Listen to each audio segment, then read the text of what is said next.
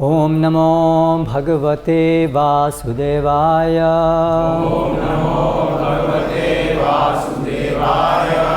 ओम नमो भगवते वासुदेवाय। ओम नमो भगवते वासुदेवाय। ओम नमो भगवते वासुदेवाय। ओम नमो भगवते वासुदेवाय। आज हम पढ़ने जा रहे हैं श्रीमद् भागवतम के प्रथम स्कंद से अध्याय 5 श्लोक क्रमांक 11। शब्द पाठ। तत् वाक् विसर्गः जनता अघ विप्लवः यस्मिन् प्रतिश्लोकम् अबद्धवति अपि नामानि अनन्तस्य यशः अंकितानि यत् शृण्वन्ति गायन्ति गृह्णन्ति साधवः तद्वाग्विसर्गो जनताघ विप्लवो यस्मिन् प्रतिश्लोकमबद्धवत्यपि नामान्यनन्तस्य यशोऽङ्कितानि तत् यत् नामान्यनन्तस्य यशोऽङ्कितानि यत् शृण्वन्ति गायन्ति गृह्णन्ति साधवः।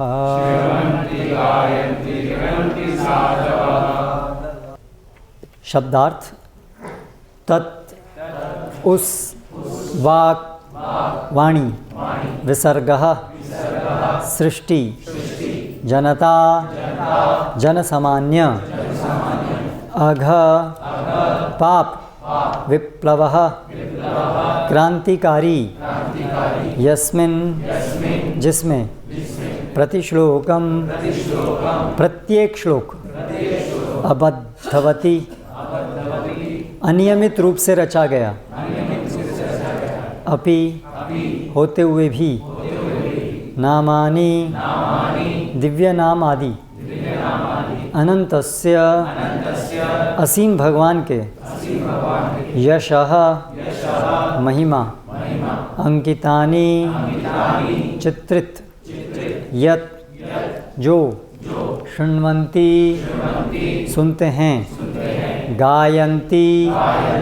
गाते हैं, गृह्णन्ति स्वीकार करते हैं, साधवः शुद्ध मनुष्य जो निष्ठावान हैं।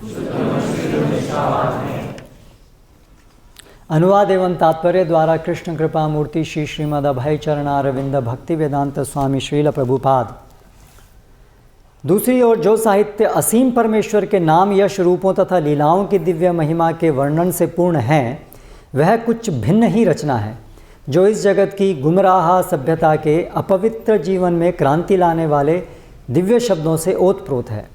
ऐसा दिव्य साहित्य, चाहे वह ठीक से न भी रचा हुआ हो, ऐसे पवित्र मनुष्यों द्वारा सुना, गाया तथा स्वीकार किया जाता है, जो नितांत निष्कपट होते हैं। तात्पर्य। महान चिंतकों की विशेषता है कि वे बुरे से बुरे में से भी श्रेष्ठतम की खोज निकालते हैं। कहा गया है कि बुद्धिमान मनुष्य को चाहिए कि विष के कुंड से भी अमृत ग्रहण कर ले, गंदगी में भी पड़े सोने को स्वीकार करे, अज्ञात कुल की भी उत्तम तथा सुयोग्य पत्नी ग्रहण कर ले, और अछूत से या अछूत कुल से संबद्ध शिक्षक से भी सदुपदेश प्राप्त करे। ये कुछ नैतिक शिक्षाएं हैं जो सभी स्थानों पर बिना किसी अपवाद के हर एक पर लागू होती हैं, लेकिन एक संत सामान्य व्यक्ति से काफ़ी उच्च स्तर पर होता है। वह निरंतर परमेश्वर के महिमा गान में व्यस्त रहता है, क्योंकि परमेश्वर के पवित्र नाम तथा यश का प्रसार करने से जगत का दूषित वातावरण बदल सकता है, और श्रीमद् भागवत जैसे दिव्य साहित्य के प्रसार से लोग अपने व्यवहारों में समझदार हो सकते हैं। श्रीमद् भागवत के इस श्लोक की व्याख्या करते हुए हमारे समक्ष संकट उत्पन्न हो गया है। हमारे पड़ोसी मित्र चीन ने भारत की सीमा पर सैनिक आक्रमण कर दिया है। यद्यपि राजनैतिक क्षेत्र से हमें कोई भी सरोकार नहीं है, लेकिन हम देखते हैं कि इसके पूर्व भी भारत तथा चीन थे और दोनों ही देश बिना किसी दुर्भावना के सदियों से शांतिपूर्वक रहते रहे थे। इसका कारण यह है कि उन दिनों ईश्वर चेतना का वातावरण था और इस महिमंडल का प्रत्येक देश ईश्वर से डरता था, शुद्ध हृदय वाला तथा सरल था और राजनैतिक कूटनीति का कोई प्रश्न ही न था। चीन तथा भारत ये दोनों देशों के बीच उस भूमि को लेकर झगड़ा करने का कोई कारण नहीं है जो बसने के लिए उपयुक्त नहीं है, और निश्चय ही इस मामले पर युद्ध करने की तो कोई आवश्यकता ही नहीं है। किंतु जैसा कि पहले कहा जा चुका है, कलह के युग कली के कारण थोड़ी सी उत्तेजना से भी झगड़ा हो सकता है। यह किसी अन्य कारण से नहीं अपितु इस युग के प्रदूषित वातावरण के कारण है। एक वर्ग के लोग परमेश्वर के नाम तथा यशोगान को रोकने के लिए नियमबद्ध प्रचार कर रहे हैं। अतः विश्व भर में श्रीमद् भागवत के संदेश को प्रसारित करने की परम आवश्यकता है। प्रत्येक जिम्मेदार भारतीय नागरिक का यह कर्तव्य है कि वह श्रीमद् भागवत के दिव्य संदेश को सर्वोपरि कल्याण तथा वांछित शांति लाने के लिए विश्व भर में प्रसारित करे। चूँकि भारत ने अपने इस उत्तरदायित्वपूर्ण कार्य की उपेक्षा की है, अतएव सारे विश्व भर में इतना संघर्ष हो रहा है तथा संकट छाया है। हमारा विश्वास है कि यदि श्रीमद् भागवत का दिव्य संदेश विश्व के अग्रणी लोगों तक ही पहुंच सके तो निश्चित रूप से हृदय परिवर्तन होगा और लोग सामान्य रूप से इस संदेश का पालन करेंगे। जनता आधुनिक राजनीतिकोरों तथा नेताओं के हाथ की कठपुतली बनी हुई है। यदि इन नेताओं के ही हृदय परिवर्तित हो सकें तो विश्व के वातावरण में आमूल परिवर्तन हो सकेगा। हमें पता है कि जन सामान्य में ईश्वर चेतना को जगाने तथा विश्व वातावरण का पुनः आध्यात्मिकरण करने के लिए दिव्य संदेशों वाले इस महान ग्रंथ को प्रस्तुत करने का हमारा सत प्रयास अनेक कठिनाइयों से भरा है। इस विषय को यथेष्ट भाषा में, विशेष रूप से विदेशी भाषा में प्रस्तुत करना निश्चित रूप से विफल प्रयास होगा, और चाहे हम जितना भी प्रयास करें इसमें अनेक साहित्यिक त्रुटियां रह जाएंगी। लेकिन हमारा विश्वास है कि इस संबंध में चाहे कितनी भी त्रुटियां रह जाएं, विषय की गंभीरता पर विचार किया जाएगा और समाज के नेता सर्वशक्तिमान भगवान के महिमा गान करने के इस ईमानदार प्रयास के कारण इसको स्वीकार करेंगे। जब किसी घर में आग लग जाती है तो उस घर के रहने वाले अपने पड़ोसियों से, चाहे वे विदेशी हों, सहायता प्राप्त करने के लिए दौड़ जाते हैं और वे बेचारे उनकी भाषा न जानते हुए भी अपने भाव व्यक्त करते हैं और पड़ोसी उनकी आवश्यकता समझ लेते हैं, भले ही वो भाव उनकी भाषा में व्यक्त न हुए हों। श्रीमद् भागवत के इस दिव्य संदेश को विश्व के प्रदूषित वायुमंडल में प्रसारित करने के लिए वैसी ही सहयोग भावना की आवश्यकता है। आखिर यह आध्यात्मिक मूल्यों से युक्त तकनीकी विज्ञान है, अतएव हमें तकनीक के विषय में चिंतित होना है, भाषा के विषय में नहीं। यदि इस महान साहित्य की तकनीकों को विश्व के लोग समझ लें तो उन्हें सफलता मिल सकती है। जब विश्व भर की जनता में अनेक भौतिकतावादी कार्यकलाप चलते रहते हैं तो इसमें कोई आश्चर्य नहीं है कि कोई व्यक्ति या राष्ट्र तनिक सी उत्तेजना पर किसी दूसरे व्यक्ति या राष्ट्र पर आक्रमण कर दे। इस कली या कलह युग का यही नियम है। वातावरण पहले से सभी तरह से भ्रष्टाचार से प्रदूषित है और प्रत्येक व्यक्ति इससे भली भांति अवगत है। इंद्रिय तृप्ति के भौतिकतावादी विचारों से पूर्ण न जाने कितना अवांछित साहित्य भरा पड़ा है। अनेक देशों में अश्लील साहित्य की जांच करने तथा उस पर प्रतिबंध लगाने के लिए सरकार द्वारा अनेक समितियां नियुक्त की जाती हैं। इसका अर्थ यही है कि न तो सरकार न ही जिम्मेदार जननेता ऐसा साहित्य चाहते हैं, तो भी यह बाज़ारों में मिलता है क्योंकि लोग इंद्र तृप्ति के लिए इसे चाहते हैं।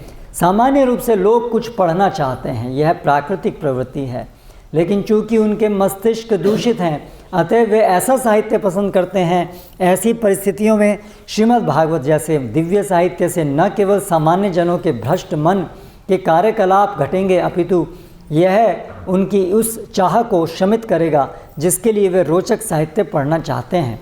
प्रारंभ में वे इसे पसंद ना भी करें, क्योंकि जिन्हें पीलिया हो गया है वह मिश्री नहीं खाना चाहता, लेकिन हमें यह ज्ञात होना चाहिए कि मिश्री ही पीलिया का एकमात्र उपचार है। इसी प्रकार भगवत गीता तथा श्रीमद् भागवत के पठन को लोकप्रिय बनाने का विधिवत प्रचार कार्य होना चाहिए, क्योंकि यह इंद्रिय तृप्ति रूपी पीलिया के लिए मिश्री का काम करेगा। जब लोग इस साहित्य के प्रति रुचि उत्पन्न कर लेंगे तो वह अन्य साहित्य जो समाज में विष फैला रहा है स्वतः ही समाप्त हो जाएगा। अतः हमारा विश्वास है कि मानव समाज का प्रत्येक व्यक्ति श्रीमद् भागवत का स्वागत करेगा, भले ही उसके प्रस्तुत रूप में अनेक त्रुटियां क्यों न हों, क्योंकि इसकी संस्तुति श्री नारद ने की है, जो कृपा करके इस अध्याय में प्रकट हुए हैं। ओम ज्ञानतिमिरान्धस्य ज्ञानञ्जनशलाकया चक्षुरुन्मीलितं येन तस्मै श्रीगुरवे नमः। श्रीचैतन्यमनोभीष्टं स्थापितं येन भूतले स्वयं रूपकदा मह्यं ददाति स्वपदान्तिकं। वन्देऽहं श्रीगुरौ श्रितः पदकमलं श्रीगुरून् वैष्णवांश्च श्रीरूपं साग्रजातं सहगणरघुनाथान्वितं तं सजीवं साद्वैतं सावधूतं परिजनसहितं कृष्णचैतन्यदेवं श्रीराधाकृष्णपादान् सहगणललिता श्रीविशाखान्वितांश्च। जय श्रीकृष्णचैतन्य प्रभु नित्यानन्द श्री अद्वैत गदाधर श्रीवासादि गौरभक्तवृन्द। हरे कृष्णा कृष्ण कृष्ण हरे हरे, हरे राम राम राम हरे हरे।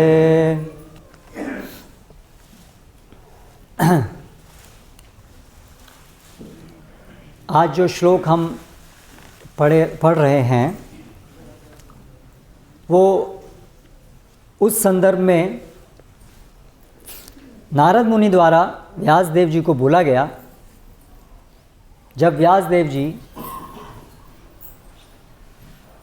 शास्त्रों का संकलन करने के पश्चात यहाँ तक कि वेदांत सूत्र लिखने के पश्चात भी असंतुष्टि का अनुभव कर रहे थे।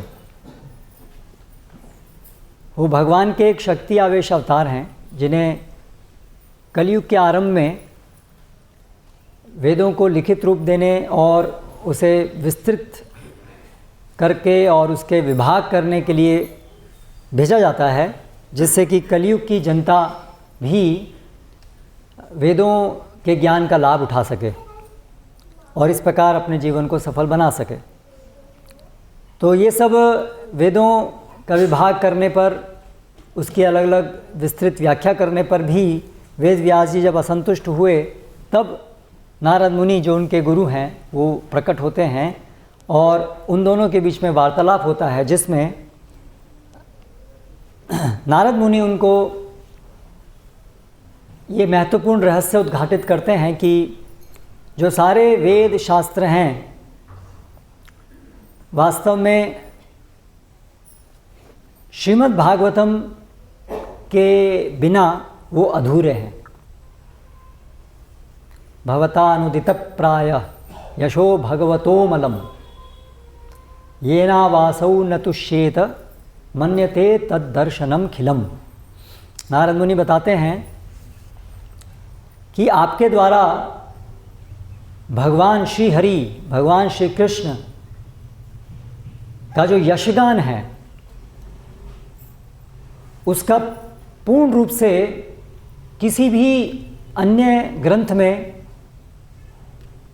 व्याख्या नहीं की गई है।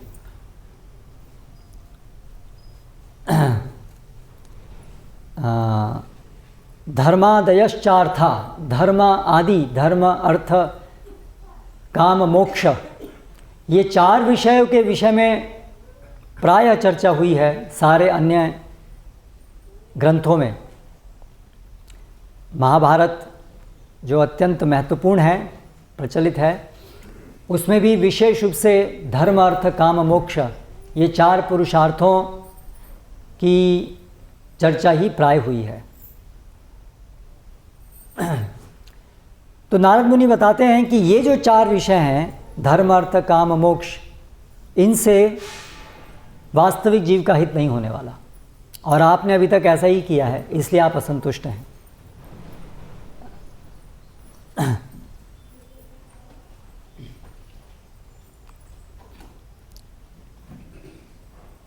और वे ये भी कहते हैं कि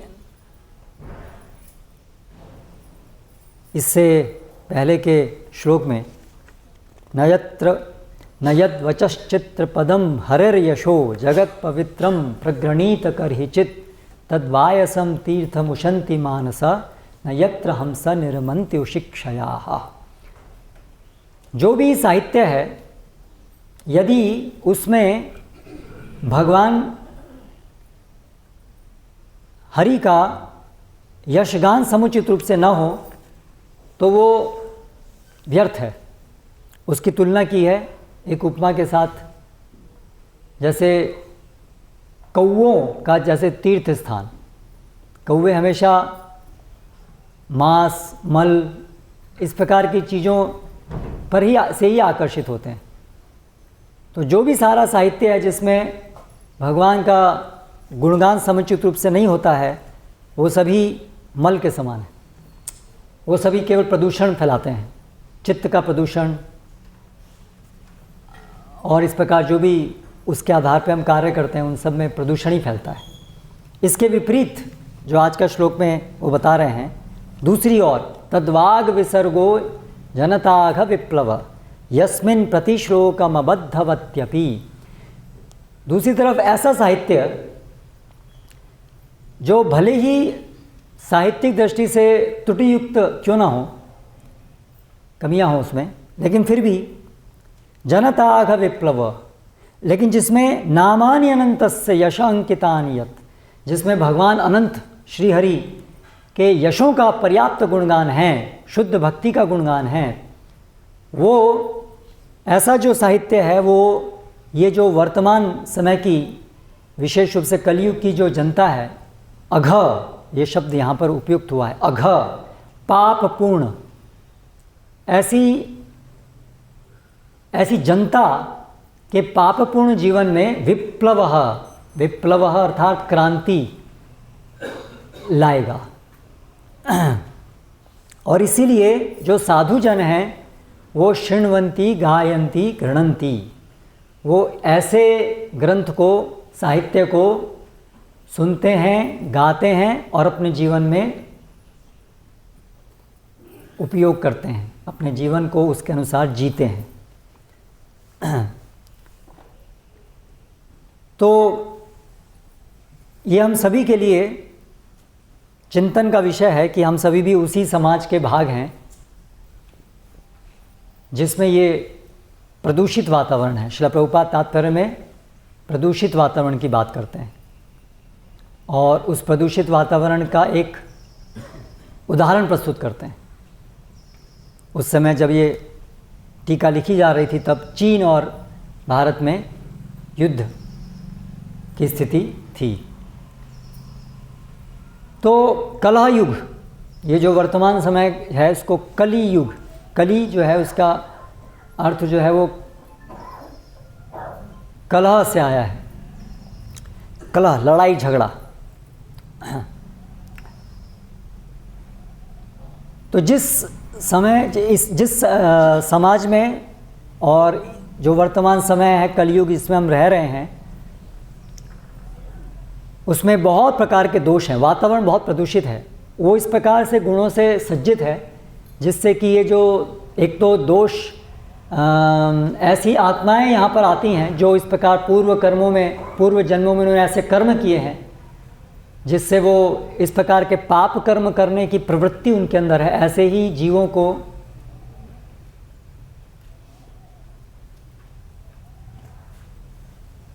जीवों को यहाँ पर जन्म मिलता है इस कलयुग के अंदर, जिनमें पाप कर्म करने की प्रवृत्ति है,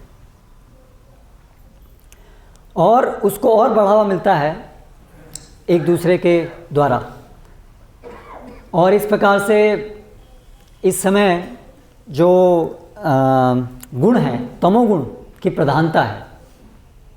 तो अलग अलग युगों में अलग अलग गुणों की प्रधानता होती है। तो वर्तमान समय में तमोगुण, रजोगुण की प्रधानता है। इस वजह से इन गुणों को, दुर्गुणों को बहुत पोषण मिलता है।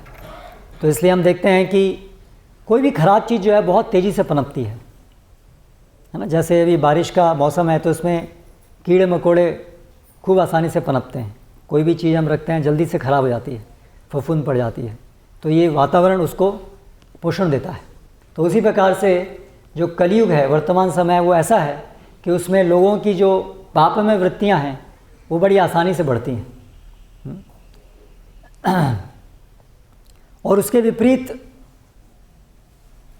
जो भगवान की भक्ति का मार्ग है वो इतनी आसानी से प्रायः उपलब्ध प्रतीत नहीं होता है।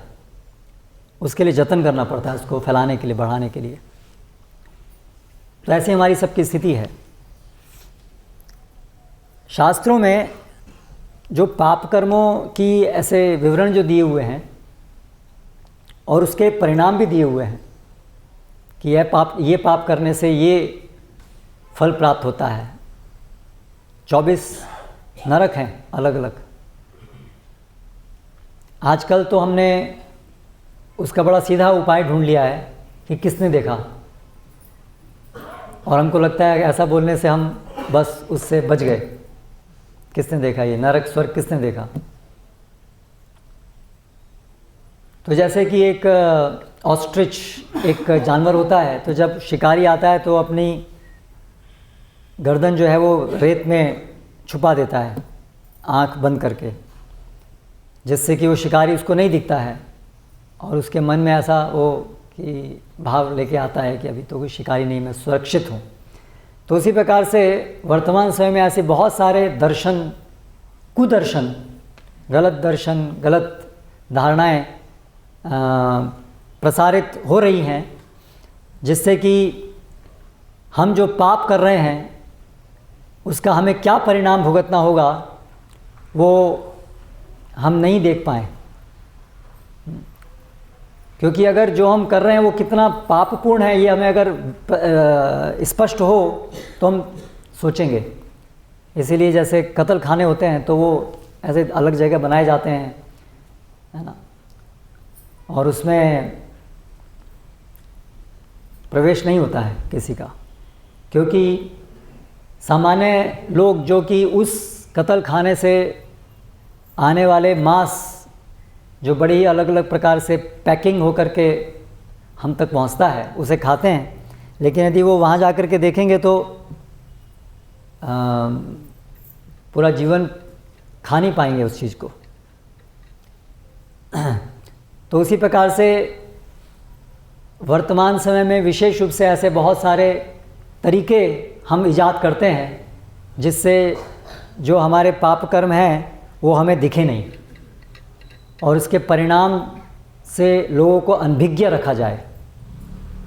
हमारी जो पूरी शिक्षा प्रणाली है उसमें भी इसी प्रकार से बताया जाता है कि हम सब तो अंततः केवल रसायनों से आए हैं और जो भी कुछ है वो तो यही जगत है, जो आँखों से दिखता है वही सत्य है।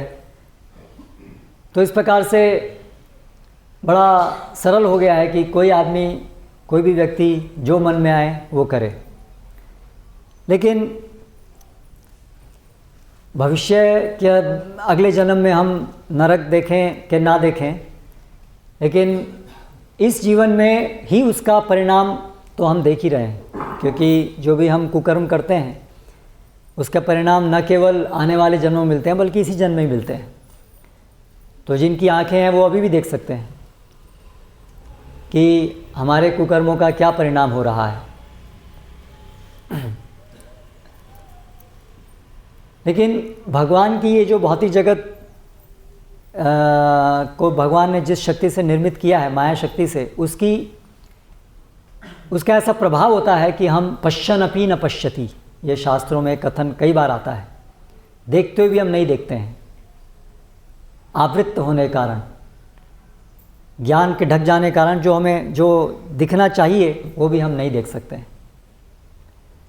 तो इस भौतिक जगत में कितने हमारा जो ये जीवन इस भौतिक जगत के अंदर है और विशेष रूप से कलयुग के अंदर है वो कितना कष्टदायक है, इसको भी हम समझ नहीं पाते हैं। तो अगर हम हॉस्पिटल के अंदर जाएंगे तो वहाँ पर एक इस भौतिक जगत का अच्छा नज़ारा वहाँ देखने को मिलता है, उसकी वास्तविकता, यथार्थ रूप वहाँ देखने को मिलता है कि ये भौतिक जगत क्या है।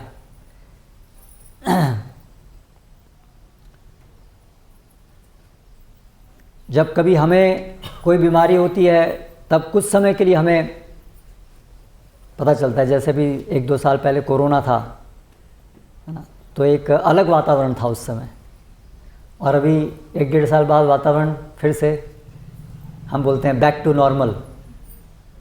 बैक टू नॉर्मल नहीं है, बैक टू इग्नोरेंस, वापस अज्ञानता में आ गए हम लोग। उस समय कुछ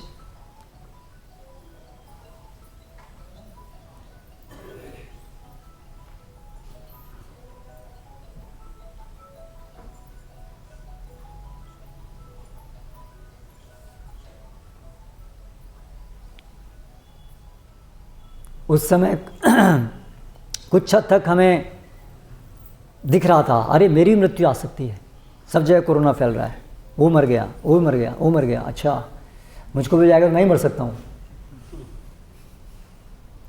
तो वो एक वास्तविकता जो बहुत निकट में है ऐसी दिखने लगी थी।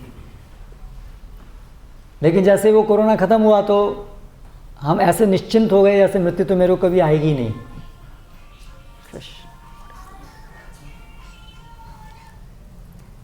क्या ये इतनी छोटी सी बात कि मोबाइल साइलेंट में रखें इतनी मुश्किल है क्या इसको समझना करना?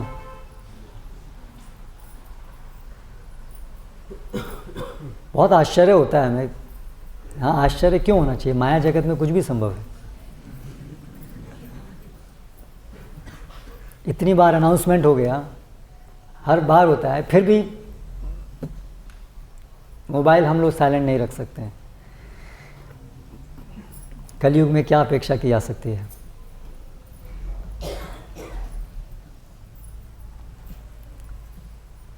श्रोतव्यादीनि राजेन्द्र नृणाम संते सहस्रश अपश्यताम आत्मतत्वम गृहेषु गृहमेधिनाम। बहुत सारे सुनने के विषय हैं।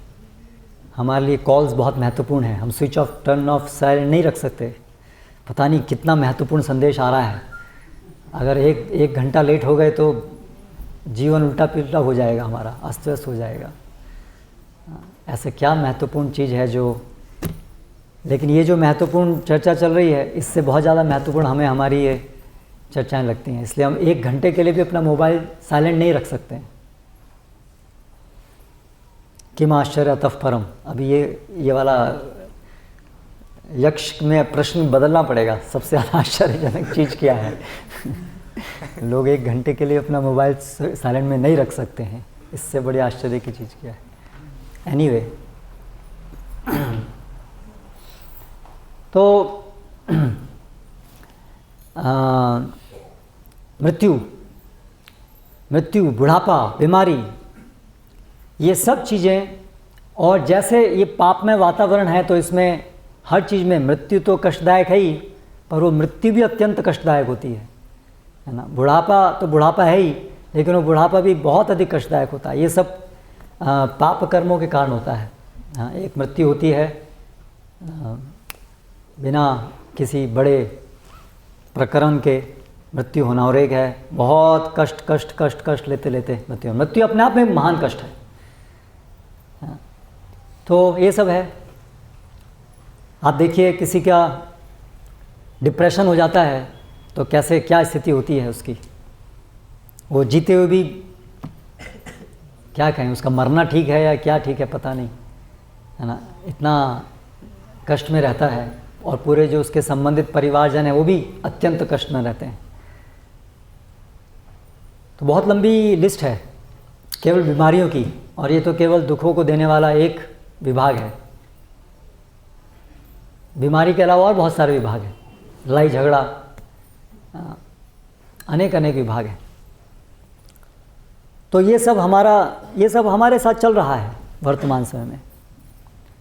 आज हम थोड़े से ठीक हैं, निश्चित है कल परसों आने वाले कुछ समय में हम सब इन चीज़ों से गुजरने वाले हैं।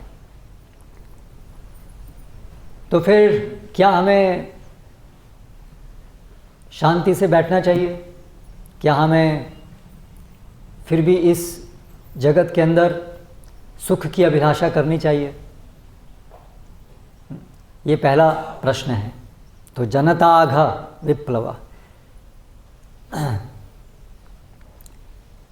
लोग पाप कर रहे हैं लेकिन फिर भी बड़े आराम से मस्त हैं, इतना ज़्यादा उनका तमोगुण का प्रभाव है लोगों के ऊपर।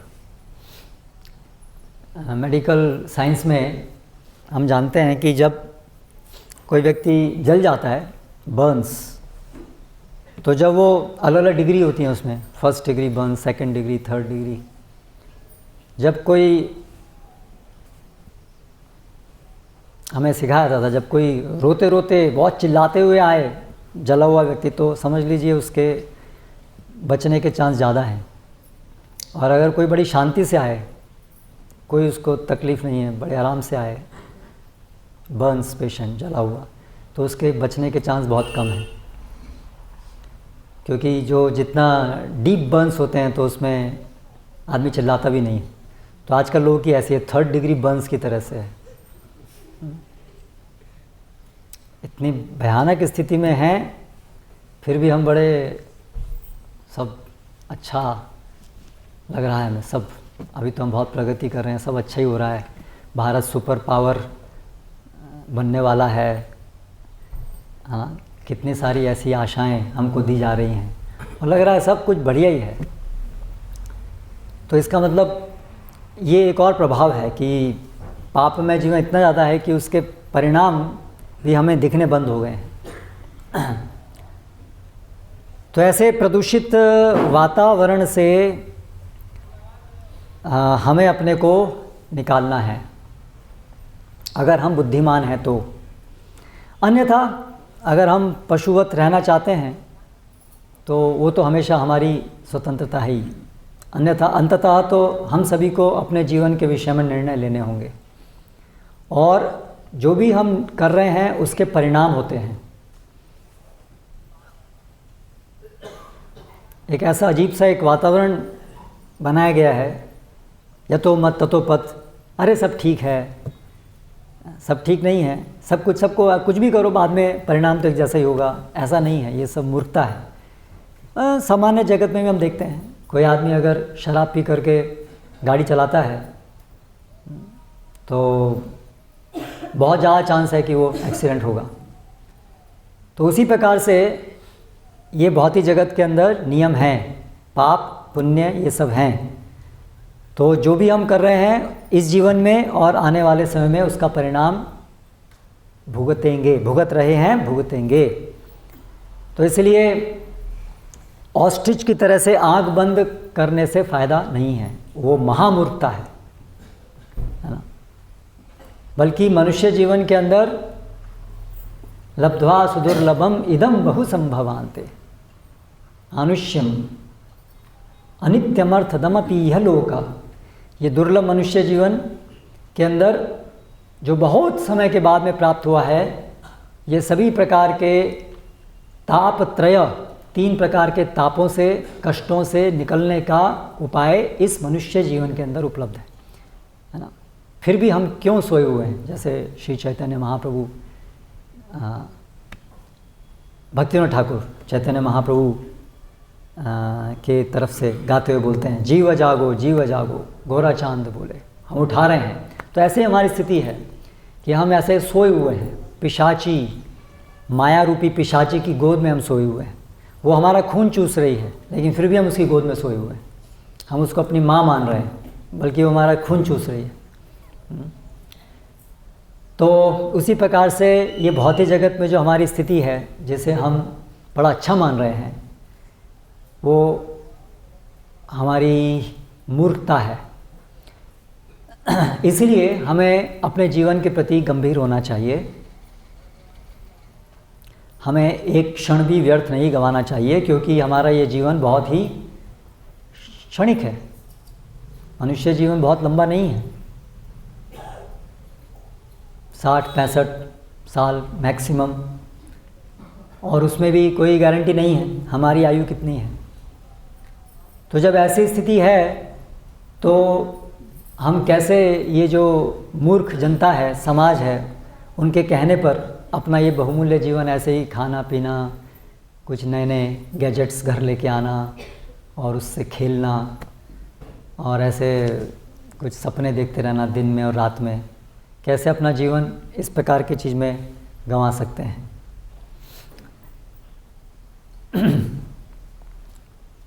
तो क्या उपाय है अगर हम उससे निकलना चाहते हैं तो वेद व्यास जी ने उससे पहले शास्त्रों के अलग अलग भाग में अलग अलग उपाय लिखे, बताए हम सबको, लेकिन फिर भी उनको संतुष्टि नहीं हुई। एतावान सांख्य योगाभ्याम स्वधर्म परिनिष्ठया, अलग अलग प्रकार के उपाय हैं तपस्या करना पूर्व समय में, आजकल तो नहीं। सांख्य विश्लेषण के द्वारा शरीर के तत्व, आत्मा, इन सब में क्या अंतर है, आत्मा इन सबसे अलग है, ऐसा विश्लेषण के द्वारा समझना कि हम शरीर नहीं, हम आत्मा हैं। लेकिन जन्म लाभ पर पुंसाम अंते नारायण स्मृति ही, लेकिन वास्तव में जीवन की जो संसिद्धि है वो तो केवल अंत में नारायण का स्मरण करने से ही प्राप्त हो सकती है। इसलिए एतावदेव लोके अस्मिन् पुंसा धर्म परस्मृतः भक्ति योगो भगवती यन्नाम गणादिभिः। इसलिए सभी लोगों के लिए जो परम धर्म है, जिससे उनका परम हित हो सकता है, परम हित अर्थात जो हमारी मूल अवस्था है,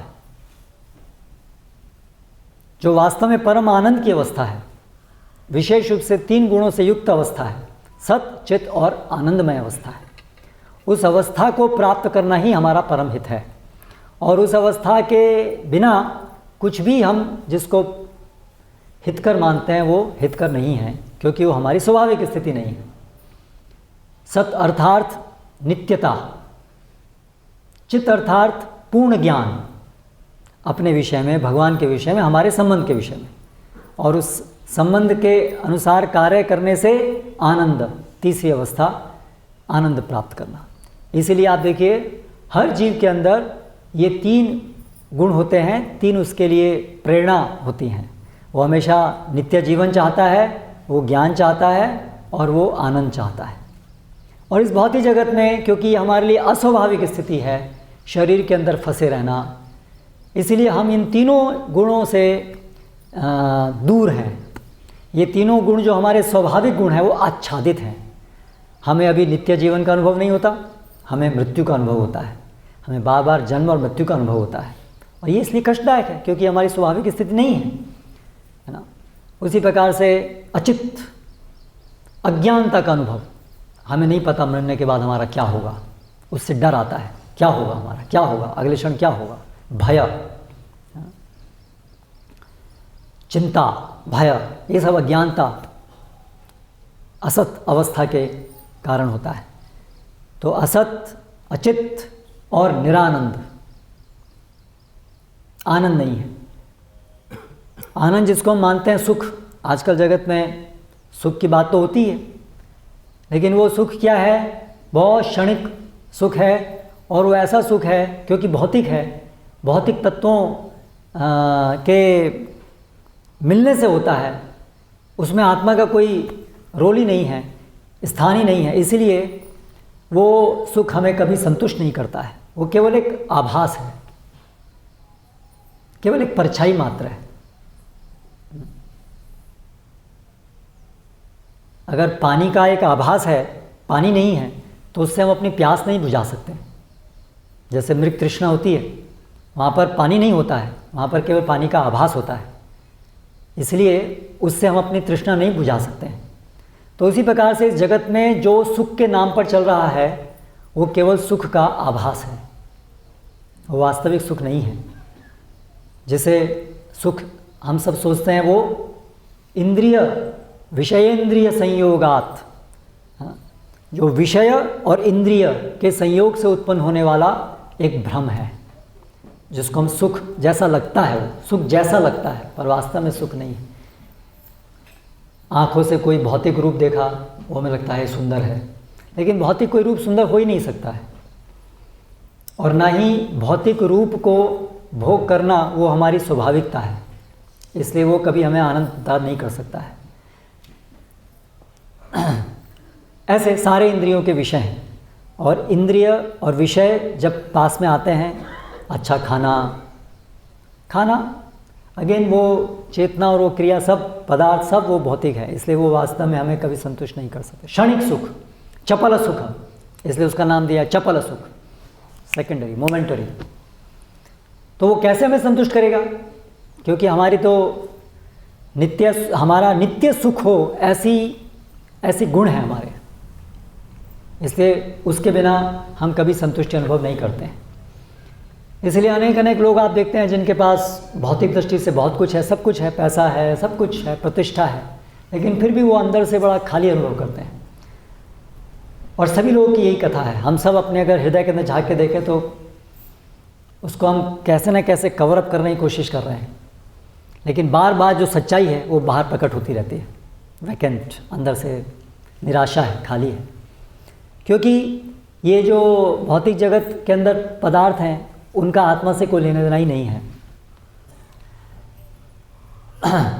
और दुख तो बहुत सारे आते हैं। वास्तव में जो दुख हमें अनुभव होता है वो भी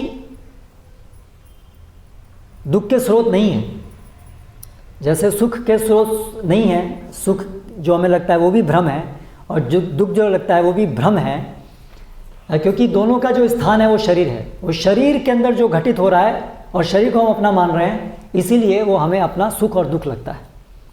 लेकिन क्योंकि हमारी स्वाभाविक स्थिति हमेशा सुख में रहने की है, इसलिए हम अपनी स्वाभाविक स्थिति में ना होने के कारण अत्यंत दुख का अनुभव करते हैं। और इसीलिए दुख तो वास्तविकता है इस तरह से कि हम अपनी स्वाभाविक स्थिति से भटके हुए हैं, वो तो वास्तविक दुख की अवस्था ही है। तो ऐसी अवस्था में हमें गंभीर होना चाहिए कि हम ये थोड़ा सा हमें समय मिला है मनुष्य जीवन का, इसका सदुपयोग कर लें, जिससे कि हमेशा के लिए जो ये गलती हमने की है, हम ये इस जन्म मृत्यु के चक्र में जो फंस गए हैं उससे निकल पाए।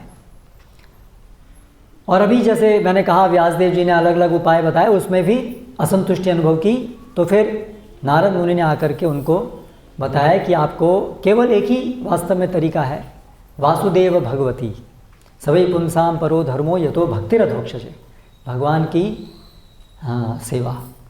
और वो भी वर्तमान समय में उस सेवा करने का बहुत ही एक सहज सरल तरीका, सेवा करने का, सेवा में प्रशिक्षण प्राप्त करने का, वो चैतन्य महाप्रभु ने दिया है। चैतन्य महाप्रभु स्वयं भगवान श्री कृष्ण हैं, जो इस कलयुग में छन्न अवतार, छुपे हुए अवतार के रूप में अवतरित होते हैं, एक भक्त के रूप में अवतरित होते हैं, जो हमें शुद्ध उत्तम भक्ति करना सिखाते हैं। अनर्पित चरिम चिरात करुणयावतीर्ण कलौ समर्पयितुम न तोज्ज्वल रस स्वभक्ति श्रेयाम। उनके विषय में ऐसा कहा गया है कि जो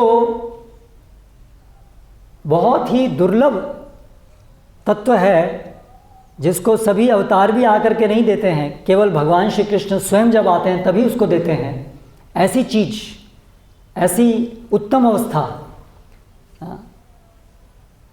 कृष्ण प्रेम की अवस्था, वो सिखाने के लिए, शिक्षार्थम, सिखाने के लिए उन्होंने श्री कृष्ण चैतन्य शरीरधारी, उन्होंने श्री कृष्ण स्वयं चैतन्य महाप्रभु का रूप धारण किया, हमें ये अपनी ही भक्ति सिखाने के लिए उन्होंने एक भक्त का रूप धारण किया। तो इस वर्तमान समय में जहाँ एक तरफ कलयुग है, सबसे ज़्यादा घिनौना समय है, उस समय में भगवान का सबसे ज़्यादा करुणामयी अवतार चैतन्य महाप्रभु आए हैं, हमें सर्वोत्तम चीज़ उपलब्ध कराने के लिए, और मार्ग भी सुगम। क्योंकि कलयुग जीवों के लिए, जिनके बहुत सारे दोष से युक्त हैं, इसलिए उनके लिए बड़ा सुगम मार्ग ही केवल संभव होगा। इसलिए बड़ा सुगम मार्ग देने के लिए चैतन्य महाप्रभु आए। इसलिए वर्तमान कलयुग में अगर कोई अपना हित चाहता है, परम हित चाहता है, या समझ रहा है कि हाँ भगवान की भक्ति करनी चाहिए, और लेकिन वो चैतन्य महाप्रभु की अवहेलना करता है, उनके दिए हुए मार्ग पर नहीं चलता है, अपने कुछ और मार्ग पर चलता है, या कोई पूर्व युगों के लिए जो मार्ग है उस पर चलने का प्रयास करता है तो वो भी व्यर्थ होगा, क्योंकि कलयुग के अंदर जो अन्य समय के अंदर चीज़ें संभव थीं वो कलयुग के लिए संभव नहीं है। इसलिए भगवान विशेष रूप से चैतन्य महाप्रभु के रूप में कलयुग के लिए जो सभी के लिए संभव है ऐसा मार्ग हमें दिखाए हैं, वो है संकीर्तन आंदोलन। और ये जो यहाँ पर इस्कॉन के माध्यम से जो श्रील प्रभुपाद ने उसी संकीर्तन आंदोलन को जो चैतन्य महाप्रभु ने 500 वर्ष पूर्व उद्घाटित किया, उसी को पाश्चात्य जगत में और वर्तमान स्थिति में पूरे जगत में इस्कॉन के नाम से एक बार दोबारा स्थापित किया। क्योंकि समय के चलते चलते धीरे धीरे हम टेंडेंसी हमारी होती है कि हम रास्ते से थोड़ा भटकते रहते हैं, इसलिए समय समय पर आचार्य आते हैं, शक्ति प्रदत्त होते हैं, वो दोबारा से गाड़ी को सही पटरी पर लेके आते हैं। तो उसी प्रकार से श्रील प्रभुपाद ने वही कार्य किया जो चैतन्य महाप्रभु की शुद्ध शिक्षाएं हैं, उनको इस वर्तमान मॉडर्न एज में, आधुनिक समय, पाश्चात्य जगत का जहाँ बोलबाला है, पाश्चात्य जीवन शैली का बोलबाला है, यानी पाप कर्मों का बोलबाला है सामान्य शब्दों में कहें तो ऐसे समय में उन्होंने चैतन्य महाप्रभु की शिक्षाओं को पुनर्स्थापित किया इस संकीर्तन आंदोलन के माध्यम से। तो चैतन्य महाप्रभु, अभी उनके सेनापति श्रील प्रभुपाद, और जैसा कि आप जानते ही होंगे श्रील प्रभुपाद ने इन शिक्षाओं के माध्यम से अमेरिका में प्रभुपाद जाकर के वहाँ से पूरे विश्व भर के अंदर एक पूरा आंदोलन शुरू किया, और उस आंदोलन के परिणाम स्वरूप ऐसी अद्भुत घटना घटी है जो कि पूरे, अगर आप ठंडे दिमाग से सोचें तो पूरे मानव सभ्यता के इतिहास में एक अभूतपूर्व घटना है कि देश विदेश के लोग ऐसे कलयुग में जिसमें सबसे घृणित लोगों का जीवन है, उसमें हरे कृष्ण महामंत्र और ये श्रीमद् भागवतम की शिक्षाओं के द्वारा जो पापपूर्ण जीवन है उसको छोड़ करके अति शुद्ध जीवन, और न केवल अति शुद्ध जीवन बल्कि कृष्ण प्रेम में भाव विभोर होने वाला जीवन, ऐसा जीवन वो लोग जी पा रहे हैं। लोग, भारतीय लोग नहीं, पाश्चात्य जगत के भी लोग। तो ऐसी जो अद्भुत घटना है वो ब्रह्मा जी के दिन में एक ही बार होती है। इस चैतन्य महाप्रभु की लीला को देखने के लिए शंभू और सारे देवतागण भी आते हैं, देखते हैं कि ये क्या अद्भुत घटना घट रही है। जिन कलयुगी जीवों का संग करने से भी लोग कतराते हैं, और देवतागण भी आना छोड़ दिए अभी पृथ्वी पर इस कलयुग में, वहाँ पर भगवान इस संकीर्तन आंदोलन के द्वारा इन हम जैसे कलयुगी जीवों को कृष्ण प्रेम में नचाते हैं। चाय पीना भी छोड़ देते हैं। हमारे इस आंदोलन में लोग जुड़ते हैं तो थोड़ी समय में चाय पीना भी छोड़ देते हैं, और उनके जीवन का लक्ष्य है न प्रसिद्धि प्राप्त करना, न धनम, न जन्म, न सुंदरीम, कविताम वा जगदीश काम ये मम जन्मनि जन्मनीश्वरे, मुक्ति की कामना भी, मुक्ति भी छोड़ देते हैं। मुक्ति बहुत ऊंची चीज़ है, जन्म मृत्यु से चक्र से निकलना तो बहुत ही दार्शनिक तत्व है, वो भी कामना छोड़ देते हैं, और केवल भगवान की सेवा करना, है ना, सड़क पर जा करके पुस्तक वितरण करना, एक सामान्य एक भिखारी की तरह से। जहाँ एक तरफ आज लोग जो हैं अपनी प्रतिष्ठा के पीछे पागल हैं, वहाँ पर भक्तगण जो हैं वो बड़े सरल स्वभाव से सबके दर दर जा कर के भिक्षा मांगते हैं। आजकल के समय में भिक्षा मांगना सबसे थर्ड क्लास चीज़ मानी जाती है ना। लेकिन भक्तगण हैं जो भौतिक दृष्टि से बहुत प्रतिष्ठित लोग हैं, पैसे वाले भी हैं, लेकिन फिर भी वो एक बड़े ही सरल विनम्रता का भाव उनके अंदर वो आ पाता है इस संकीर्तन आंदोलन में भाग लेने से, है ना। और प्रफुल्लित होकर के आनंद से वो नाचते हैं और लोगों को ये ज्ञान देते हैं। तो इतना बड़ा ये जो चमत्कार है, ये पूरे मानव सभ्यता में अभूतपूर्व चमत्कार है। तो ये अभी चल रही है लीला चैतन्य महाप्रभु की श्रील प्रभुपाद के द्वारा, और श्रील प्रभुपाद ने ये पूरी जो लीला, ये जो पूरा चैतन्य महाप्रभु का आंदोलन पाश्चात्य जगत में वर्तमान समय में पूरे विश्व भर में जो फैलाया, उसके लिए श्रील प्रभुपाद को भगवान ने, पूर्ववर्ती आचार्यों ने दिशा निर्देश दिए, कैसे वर्तमान कलयुग में ये प्रसार कैसे करना है। उनके गुरु महाराज ने उनको निर्देश दिए कि आप पुस्तकों के द्वारा चैतन्य महाप्रभु की शिक्षाओं को उजागर कीजिए, पुस्तकें प्रकाशित कीजिए। और श्रील प्रभुपाद ने अनेक वर्षों तक भारत में रह करके श्रीमद् भागवतम के ऊपर टिप्पणी लिखना शुरू किया। फिर एक मैगज़ीन श्रील प्रभुपाद ने प्रकाशित करनी शुरू की, बैक टू गॉड हेड के नाम से। प्रभुपाद ही अकेले थे, सिंगल मैन आर्मी, खुद ही लेख, जहाँ तक खुद ही सब लेख लिखना और खुद ही उसके एडिटिंग, लेआउट और उसके लिए कागज़ खरीदना पत्रिका के लिए, उसको प्रिंटर्स को फिक्स करना और उसका प्रूफ रीडिंग इत्यादि वो सब देखना और उसको फिर डिस्ट्रीब्यूट भी करना, सारा काम प्रभुपाद खुद ही करते थे।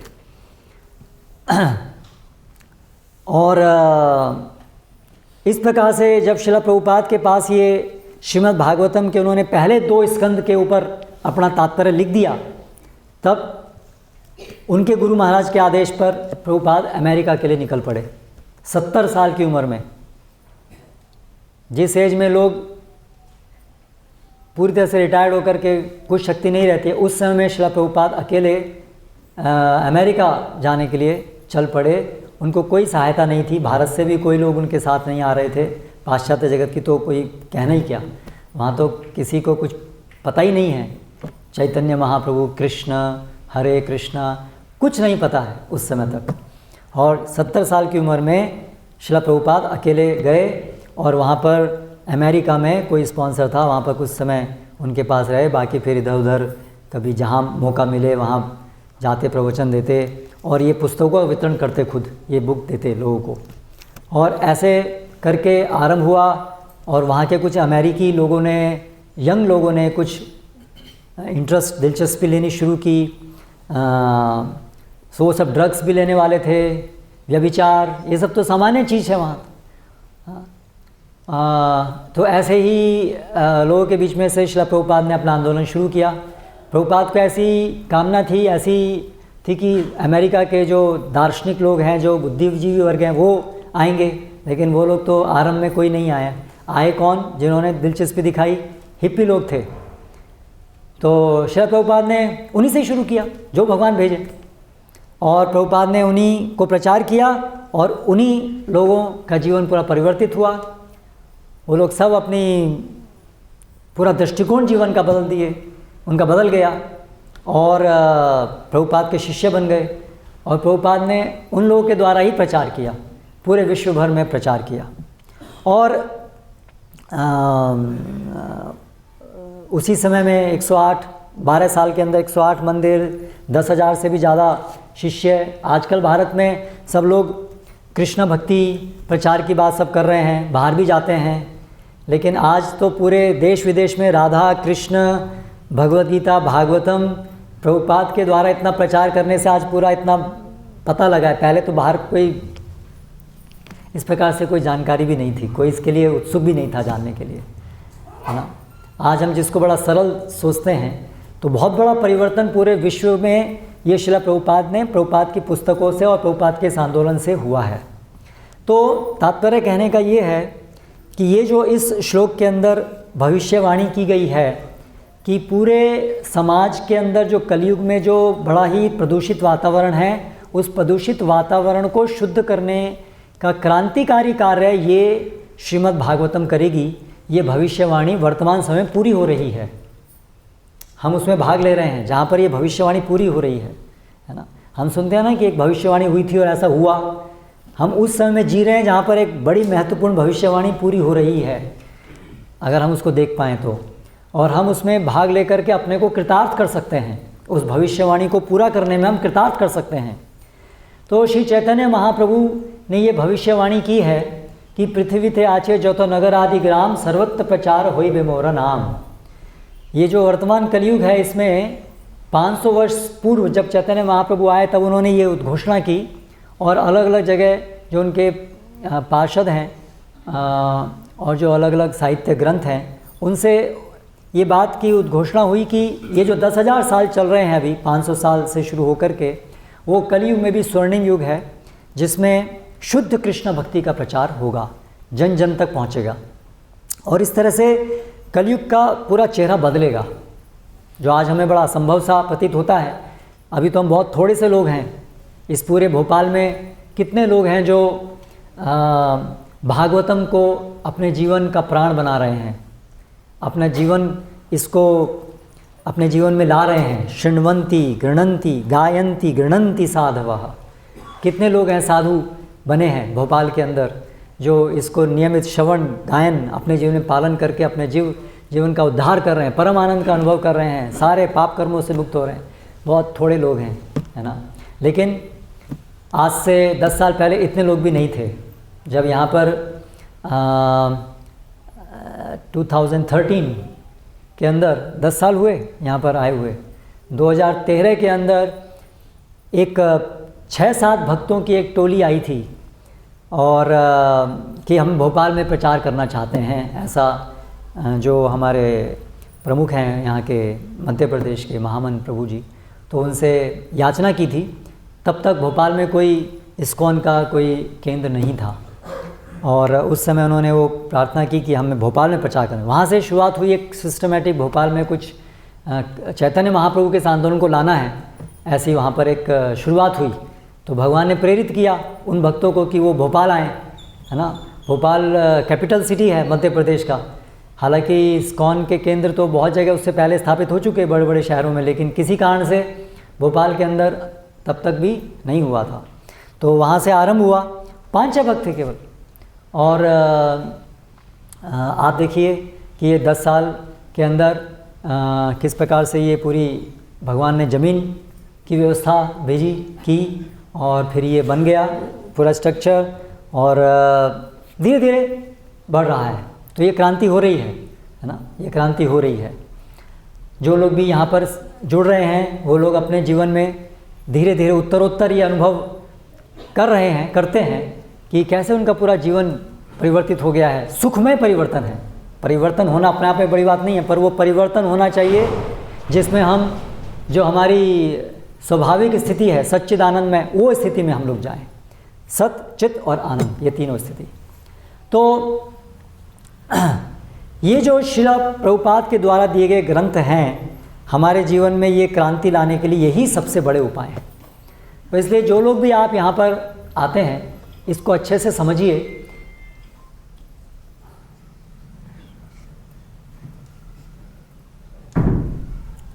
10 हेड्स ऑफ रावण से भी ज़्यादा हेड्स हैं मोबाइल के। तो इस बात को अच्छे से समझिए कि अगर आप अपने जीवन के प्रति गंभीरता से आगे बढ़ना चाहते हैं आध्यात्मिक जीवन में, तो जो प्रभुपाद ने जो तरीका बताया है आध्यात्मिक प्रगति का, प्रभुपाद ने कोई अपना तरीका नहीं बताया, ये शास्त्र के अंदर स्थापित तरीका है, भगवान के द्वारा दिया गया तरीका है। श्रवणम, हर जगह आप देखिए श्रवणम, श्रवणम सुनना है, और पढ़ना जो है वो सुनने का ही विस्तृत रूप है। तो सुनना है, पढ़ना है, ये प्रथम चरण है। इसको बाईपास नहीं कर सकते हैं। भक्ति में कोई भी चीज़ ऐसी नहीं है जिसको आप बाईपास कर दें, है ना। हर शहर में बाईपास है ना, लेकिन भक्ति में बाईपास नहीं है। भक्ति की जो विधि है उसी से ही निकलना होगा। तो ये प्रथम चरण है श्रवणम। तो ठीक है, आप कोई लोग यहाँ पर मनोरंजन के लिए भी आते होंगे, अच्छा लगता है, बस जाके थोड़ा मन हल्का हो जाता है। लोग अलग अलग हेतु से आते हैं, सबका स्वागत है। हाँ, चोरी करने के लिए नहीं आए, वो भी स्वागत है। कोई लोग ऐसे भी हैं चोरी करने आए भक्त बन गए, ऐसे भी उदाहरण है। सो एनीवे, भगवान इतने पावरफुल हैं कि आप किसी भी तरह से उनसे आकर्षित होंगे, है ना। एक कहानी कथा भी है कि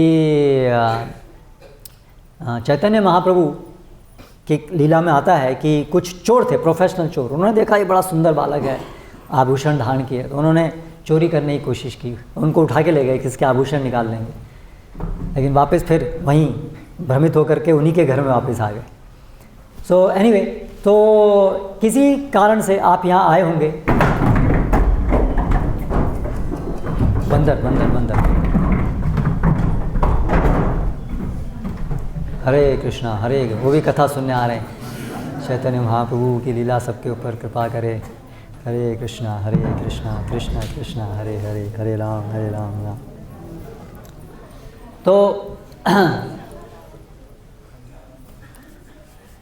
तो ये श्रवणम सबसे प्रथम चीज़ है जो हमें करनी है, और ये हमेशा चलती रहेगी। तो इसलिए आप किसी भी हेतु से यहाँ आएँ, लेकिन अगर आप आगे अभी बढ़ना चाहते हैं गंभीरता से, तो ये श्रील प्रभुपाद को ग्रंथों को पढ़ने का एक नियमित अपने जीवन में आप योजना कीजिए। तो अभी मैं आप लोगों से पूछना चाहता हूँ, जो आप लोग यहाँ पर, आप में से कितने लोग हैं जो नियमित आते हैं यहाँ इस प्रोग्राम में संडे को? चलिए हर संडे नहीं आ पाते, लेकिन महीने में कुछ 3 संडे तो आते हैं। ऐसे आप में से कितने लोग हैं जो नियमित आ रहे हैं यहाँ पर? ओके, आई थिंक 60% 70% कह सकते हैं जो नियमित आ रहे हैं। तो इतने 70% नियमित लोग हैं, उसमें से कितने लोग हैं जो प्रभुपाद की पुस्तकों को नियमित पढ़ते हैं, प्रतिदिन पढ़ते हैं, या कम से कम एक दिन छोड़ के पढ़ते हैं? नियमित कितने लोग पढ़ते हैं? तो अभी देखिए परसेंटेज रह गई 30, 60-70 का आधा हो गया, है ना? तो आधा हो गया, इसका मतलब जो बाकी आधे हैं वो नियमित तो आ रहे हैं यहाँ पर, लेकिन नियमित आने पर जो आपको एक स्टेप लेना चाहिए वो आप अभी तक नहीं ले रहे हैं। उसकी वजह से जो आपको प्राप्त हो सकता है वो आपको प्राप्त नहीं हो रहा है। जो सुनने का नेक्स्ट परिणाम होना चाहिए कि आप गंभीरता से इसको पढ़ें प्रभुपाद के पास। यहाँ आप आए हैं 1 घंटे के लिए, आपने सुना, ठीक है, लेकिन वो प्रतिदिन अगर आप पढ़ेंगे, प्रतिदिन पढ़ेंगे, और वो भी प्रभुपाद के ग्रंथों को, पुस्तकों को, है ना, तो आप देखिए कितना आपके जीवन में परिवर्तन आता है। तो इसलिए जो 30% 40% जो अभी भी रेगुलर आ रहे हैं और अभी तक भी नहीं पढ़ रहे हैं नियमित रूप से, मेरा आपसे निवेदन है कि अगर आपको लगता है जो हम यहाँ बोल रहे हैं वो सत्य है और हमारा उद्देश्य आप ही का हित है, तो एक नियम बनाइए कि प्रतिदिन कम से कम आधा घंटा प्रभुपाद की पुस्तकों को पढ़ना है। कितने लोग हैं जो प्रण लेना चाहते हैं? जिन्होंने नहीं लिया है अभी तक, आज से प्रण लेना चाहते हैं कि एक दिन में हम जो है आधा घंटा निकालेंगे। क्या हाथ ऊपर रखिए, नीचे? ठीक है, बहुत बहुत धन्यवाद। लेकिन प्रण पूरा कीजिएगा, है ना?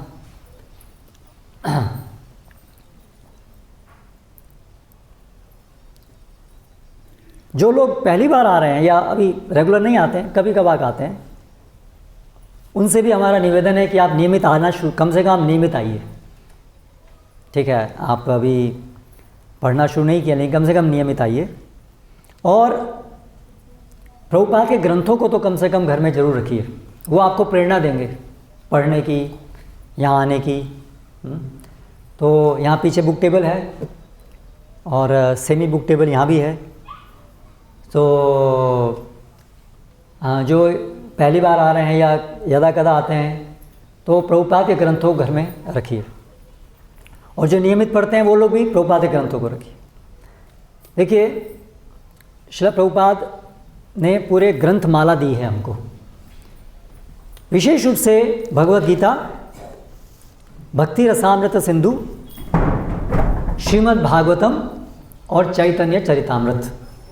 ये 4 जो हैं ये हमारे मूल ग्रंथ हैं। ठीक है, कौन कौन से? श्रीमद् भगवद गीता यथारूप, फिर भक्ति रसामृत सिंधु, श्रीमद् भागवतम, चैतन्य चरितामृत। ठीक है, ये 4 ग्रंथ जो भी यहाँ पर नियमित आ रहे हैं, कम से कम उनके घरों में तो ये पूरे ग्रंथ का सेट होना चाहिए। अगर आप गंभीरता से भक्ति में आगे बढ़ना चाहते हैं तो पूरे ग्रंथों को, एक पूरी लाइब्रेरी जो है ये आपके घर में होनी चाहिए। हम आजकल घरों में अलग अलग चीज़ें रखते ही हैं, लेकिन घरों में, जिस घर में ये श्रीमद् भागवतम, चैतन्य चरितामृत, ये पूरा सेट नहीं है, तो वो घर घर नहीं है।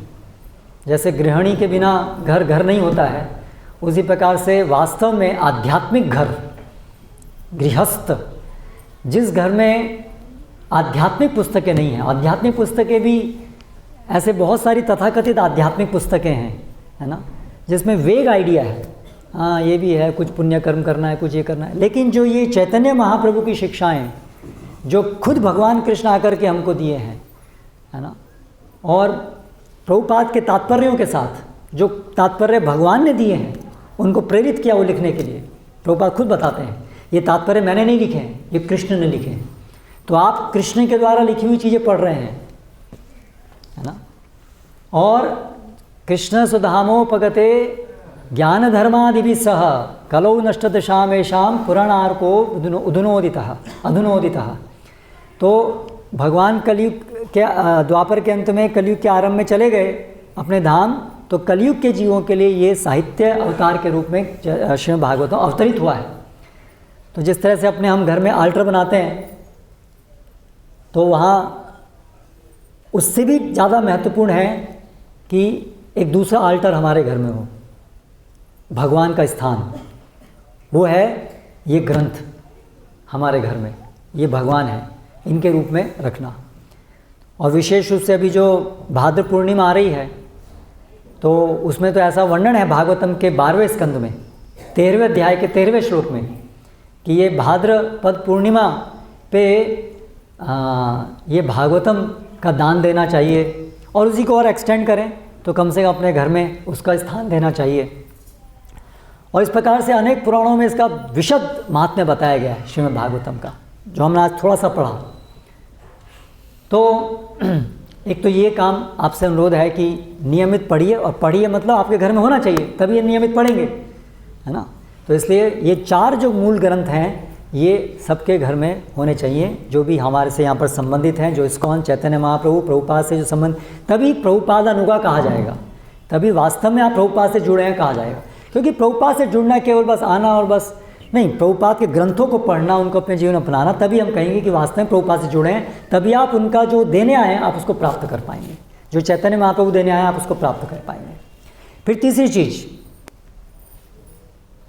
इन ग्रंथों को पढ़ना है, घर में बसाना है, पढ़ना है, और फिर आगे दूसरों को बांटना है।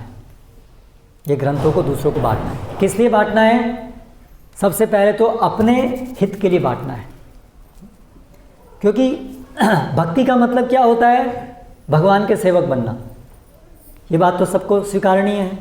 भक्ति मतलब भगवान का सेवक बनना। सेवक बनने का अर्थ क्या होता है? स्वामी की इच्छाओं को पूर्ण करना, यही सेवा का अर्थ होता है। तो भगवान की इच्छा न केवल ये है कि हम भक्ति करें, हम भगवत धाम जाएं, हम भगवान के शुद्ध भक्त, शुद्ध सेवक बने, बल्कि भगवान की साथ साथ ये भी इच्छा है कि हम जाते जाते साथ साथ आसपास जितने लोग हैं उनको भी साथ में लेकर के जाएं। ठीक है, इसलिए प्रहलाद महाराज क्या कहते हैं? प्रायेण देव मुनयः स्वविमुक्ति कामा मौनम चरंती विजनम न परार्थ निष्ठा।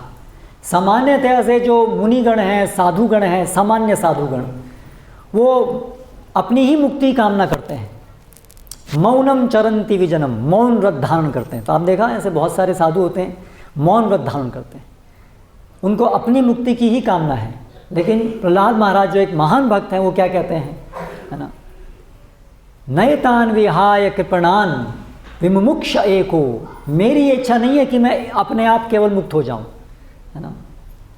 नान्यम तदन्य शरणम भ्रमतोनुपश्ये। क्योंकि मैं देख रहा हूं कि ये जो कृपण हैं, ये जो अभागे हैं सारे, आपकी शरण के अलावा इनकी और कोई उपाय नहीं है। इसलिए मैं मौन व्रत धारण करके अपनी मुक्ति की कामना नहीं करना चाहता।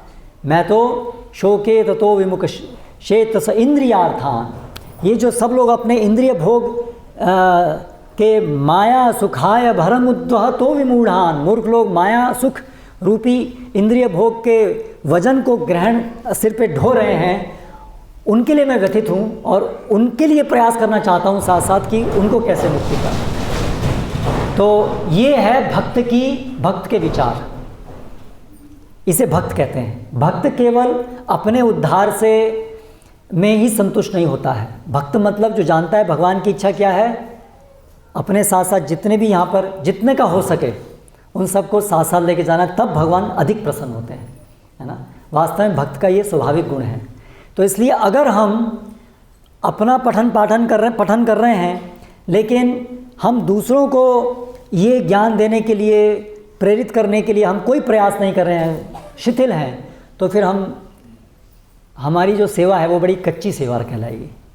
तो इसलिए एक और चीज़ हमें क्या करनी है, खुद भी भक्ति करनी है और दूसरों को प्रचार करना है। और प्रचार करने का सबसे प्रबल, सबसे अच्छा तरीका क्या है, प्रभुपाद के इन ग्रंथों को दूसरों को देना। ये सबसे अच्छा तरीका है, सबसे सरल तरीका है, सबसे प्रभावशाली तरीका है। इसीलिए और ये प्रचार सब कर सकते हैं। चैतन्य महाप्रभु ने कहा, यारे देखो तारे कहो कृष्ण उपदेश, हमारा आज्ञा गुरु हैया तारई देश। तो इस दृष्टि से पुस्तक वितरण के द्वारा सभी लोग प्रचार कर सकते हैं। ठीक है, प्रवचन देना है, मार्गदर्शन देना है, उसमें कुछ अधिक परिपक्वता चाहिए। लेकिन हम पढ़ रहे हैं और हम दूसरों को कह रहे हैं ये मैं पढ़ रहा हूँ, मुझे बहुत अच्छा लग रहा है, ये भगवान है, भगवान का ज्ञान है, हाँ, सबको जानने योग्य है, तो कृपया आप भी इसको लीजिए। बस हमें रिक्वेस्ट करनी है, प्रयास करना है लोग इसको लें। और ऐसा करने से भगवान, जैसा कि भगवद गीता में क्या बताते हैं, य इमं परमं गुह्यं मद भक्तेषु विधास्यति मयि भक्तिं परां कृत्वा मामे वैशत्य संशयः। जो ये ज्ञान दूसरों को देने का प्रयास करते हैं वो निश्चित रूप से मेरे धाम आते हैं, उनका धाम आना निश्चित हो जाता है ना। तो इसलिए हमें दोनों काम करने हैं, प्रभुपाद की पुस्तकों को अपने घर में बसाना है, उनका अध्ययन करना है और उन पुस्तकों को दूसरों को देना है। तो अभी जब हम दूसरों को देने की बात करते हैं तो हमें बहुत सारे प्रश्न उठते हैं, अरे लोग तो पढ़ेंगे नहीं, बेकार में जाएगा। और लोग भी ऐसे होते हैं, बोलते हैं हम पढ़ेंगे नहीं, बेकार जाएगा, पाप लगेगा, इसलिए अच्छा है बुक ही नहीं लें, पुस्तक नहीं लें। ऐसे बहुत सारे तर्क है ना। बाकी घर में सामान भरते रहेंगे, पता नहीं कब इसको यूज़ करेंगे, इतने सारे जूते हैं, इतने सारे कपड़े हैं कि पता नहीं कब पहनने का नंबर आएगा, उसमें दिक्कत नहीं है। लेकिन हाँ, ये ग्रंथ तो अपराध हो जाएगा इसको घर में रखने से। जैसे अभी तो आप बहुत सारे पाप पुण्य करे जा रहे हैं अपने घर में कि ग्रंथ को रखने से बहुत बड़ा पाप हो जाएगा। तो ये सब बहाने हैं, ये सब माया के द्वारा दिए गए बहाने हैं। तो ग्रंथ को घर में रखने से पाप नहीं है। शास्त्रों में बताया है कि घर में रखना मात्र सबसे बड़ा पुण्य है इन ग्रंथों को। फिर एक बहुत बड़ा और दुष्प्रचार है, महाभारत घर में नहीं रखनी चाहिए, क्योंकि उससे घर में महाभारत हो जाता है। अगर आपके घर में दुर्योधन शकुनी जैसे लोग हैं तो महाभारत होके ठीक हो जाएगा घर, ठीक है। तो महाभारत से जो पाप में है उनमें महाभारत होगा, वो निकल जाएंगे घर से, ठीक है। तो इसलिए ये ग्रंथ हर घर में होना ज़रूरी है।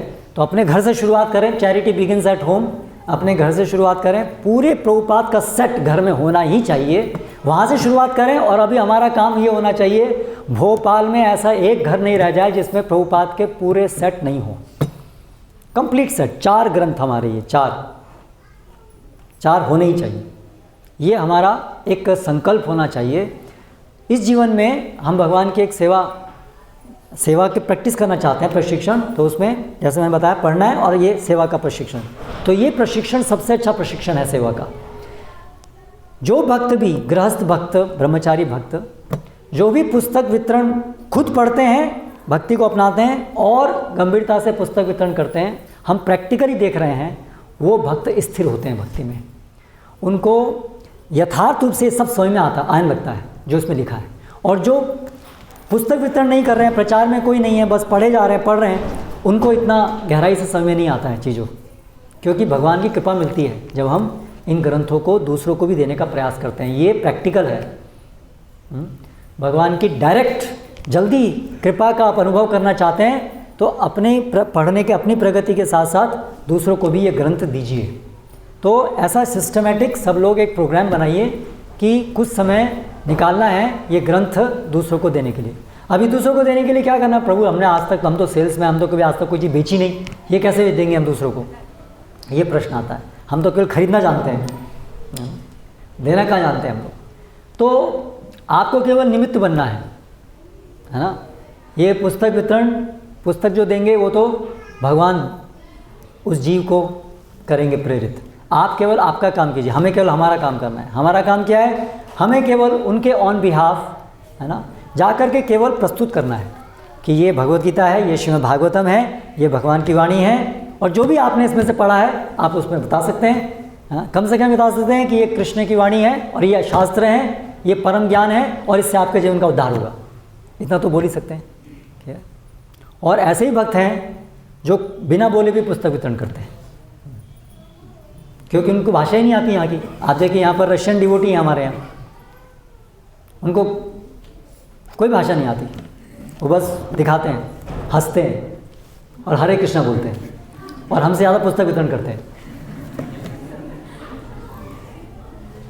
तो ये चमत्कार है, पुस्तक वितरण करना चमत्कार है, क्योंकि पुस्तक वितरण हम नहीं कर रहे हैं। पुस्तक वितरण जिसके हृदय में पुस्तक भगवान का संदेश बांटने की जिसके अंदर इच्छा है, वो प्रयास कर रहा है, उस इच्छा से भगवान फिर उसको मिलवा देते हैं ऐसे व्यक्ति से जो खरीदेगा। तो इसलिए हमें केवल निमित्त बनना है। हमारा काम ये होना चाहिए जितने ज़्यादा लोगों को मिल सके उतना मिले और उनको हम दें, दिखाएं, बस सिंपल रूल है। हृदय में इच्छा और प्रयास, जितने लोग हों उतने दिखाएं। आप मत देखिए ये खरीदेगा नहीं खरीदेगा, यार ये क्या कहेगा, नहीं, बस आपका काम है जा कर के उसको बोलना है, दिखाना है। बाकी छोड़ दीजिए भगवान के ऊपर, जीव के ऊपर, आप अपने ऊपर क्यों लेते हैं, है ना। आप केवल आपका काम कीजिए, हम केवल हमारा काम करें, ठीक है। और फिर प्रश्न आता है कभी कभी कि हमारी प्रतिष्ठा क्या होगा, लोग क्या कहेंगे, अरे इनको क्या घर में अभी यही काम रह गया, पुस्तक बांटने आ गए, लोग बेचने आ गए, क्या हो गया इनको, कुछ घर की समस्या हो गई क्या, इकोनॉमिक कुछ फाइनेंशियल प्रॉब्लम हो गई, बोले क्या हो गया समस्या, कुछ पैसा चाहिए आपको, क्या हो गया, बुक बेचने आने लगे। तो ये जो पुस्तक हम जो वितरित कर रहे हैं, हम अपने लाभ के लिए नहीं कर रहे हैं ना, हम उससे पैसा कमाने के लिए नहीं कर रहे हैं। तो ये जो पुस्तक वितरण है ये तो एक पूरे दिव्य स्तर पे कार्य हो रहा है, ये तो परमार्थ का काम है, ये स्वार्थ का काम नहीं, ये परमार्थ का काम है। तो जो लोग स्वार्थी हैं, जिन्होंने जीवन में परमार्थ करना सीखा ही नहीं है, जाने ही नहीं है, वो भले ही इसको ना समझ पाए, उनको ऐसा लगे कि ये भी एक अपने स्वार्थ के लिए कर रहे हैं, लेकिन हम तो जानते हैं कि परमार्थ के लिए, भगवान जानते हैं कि परमार्थ के लिए हैं, हमारे आचार्य जानते हैं परमार्थ के लिए, तो हमें किसी से कोई शर्म करने की ज़रूरत नहीं है ना। और धीरे धीरे तो संसार में लोग देख रहे हैं कि ये लोग पुस्तक वितरित करते हैं और ये सब बड़ा अच्छा काम करते हैं। सब लोग नहीं है, लेकिन बहुत कुछ लोग हैं जो इसको समझते हैं। तो इसलिए, और हमें तो भगवान का हम तो नौकर हैं, तो फिर हमें अपनी क्या प्रतिष्ठा, क्या क्या कहेगा, वो क्या कहेगा, आप सोचिए भगवान क्या कहेंगे, वो ज़्यादा इंपॉर्टेंट है ना। हम हमेशा सोचते रहते हैं ये पड़ोसी क्या कहेगा, वो क्या कहेगा, वो संसार वो क्या कहेगा। जब मृत्यु का समय आएगा तो यमराज उनसे नहीं पूछेंगे आप क्या कहते हो इसके बारे में, आप क्या कहते हो इसके बारे में, आप क्या कहते हो इसके बारे में, नहीं पूछेंगे, है ना। अगर पूछेंगे तो किससे पूछेंगे, भक्तों से पूछेंगे, ये सही बात है। भक्त सर्टिफिकेट देंगे, भगवान पूरा जीवन इसने अच्छा डिस्ट्रीब्यूशन किया है, अच्छा भक्ति का प्रयास किया है, ओके ग्रांटेड, क्योंकि भगवान अपने प्रिय जो हैं उनकी बात सुनते हैं ना, है ना, भक्तों के साथ। तो आप चिंतित रहिए कि भक्त क्या कहेंगे हमारे बारे में, नहीं कि जो अभक्त हैं वो हमारे बारे में क्या कहेंगे, उसकी चिंता नहीं करनी चाहिए, है ना। तो इस प्रकार से अपने जीवन में पुस्तक पढ़ने का और पुस्तक वितरित करने का एक प्लान बनाइए। और इसके विषय में आप जो है यहाँ पर जो भक्त पुस्तक वितरण करते हैं, ऐसे कई गृहस्थ भक्त हैं जो खूब अच्छे से पुस्तक वितरण करते हैं, कई माताएं हैं जो बहुत पुस्तक वितरण करती हैं, मुझे उनका नाम इत्यादि तो नहीं पता, लेकिन कुछ हैं यहाँ पर गृहस्थ भक्त भी, तो उनसे आप लोग मिल सकते हैं। वो बुक टेबल पर आप जाएंगे बाद में तो वहाँ पर आपको बता देंगे कौन कौन है, तो उनसे आप जान सकते हैं, उनके साथ जा सकते हैं आप पुस्तक वितरण करने के लिए एक दो बार, तो आपको भी कैसे करना है थोड़ा जोश मिलेगा, है ना। और अभी 1 दिसंबर महीने में पूरे इस्कॉन के अंदर मैराथन होती है, जिसमें विशेष रूप से 1 महीना हम पूरा डेडिकेट करते हैं केवल इसी कार्य के लिए, है ना, फोकस्ड अटैम्प्ट।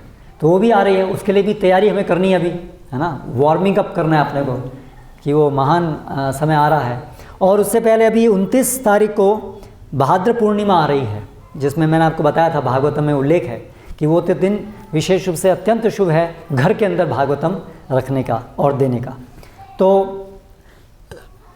आप सभी लोग इसके लिए एक प्रयास कर सकते हैं। अभी 10 एक दिन ही बाकी हैं, 10-12 दिन।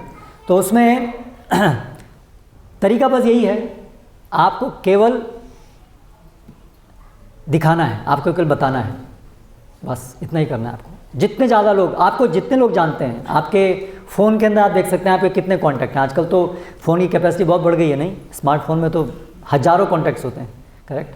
और फिर कॉन्टैक्ट से कॉन्टैक्ट्स, मित्रगण, पूरा नेटवर्क है ना, सोशल नेटवर्क।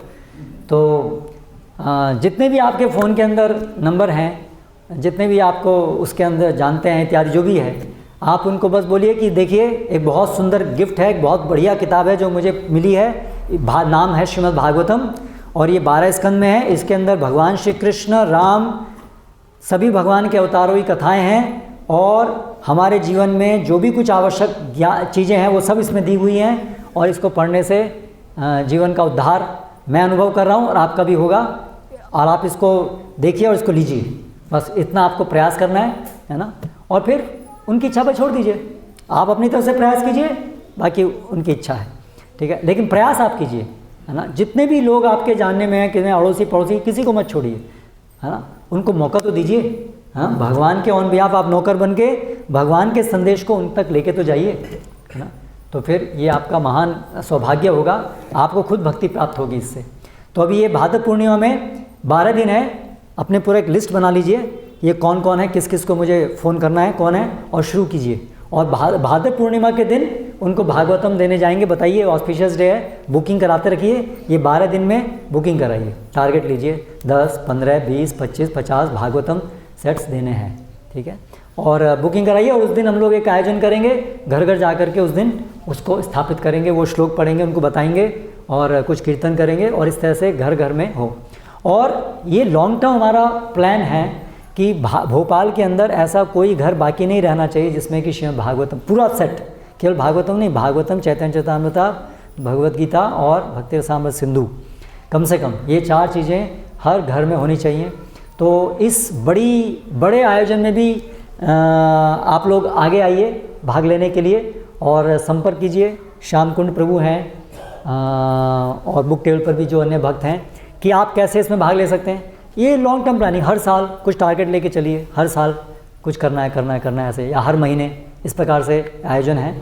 तो इसी के लिए हमने आज ये श्लोक पे चर्चा की, जिससे इसके विषय में हम ज़्यादा गहराई से समझ पाएँ। पुस्तक पढ़ना सार है, ग्रंथ पढ़ना है, प्रभुपाद की पुस्तकें पढ़नी है और प्रभुपाद की पुस्तकें देनी है, ये कक्षा का सार है। हरे कृष्णा।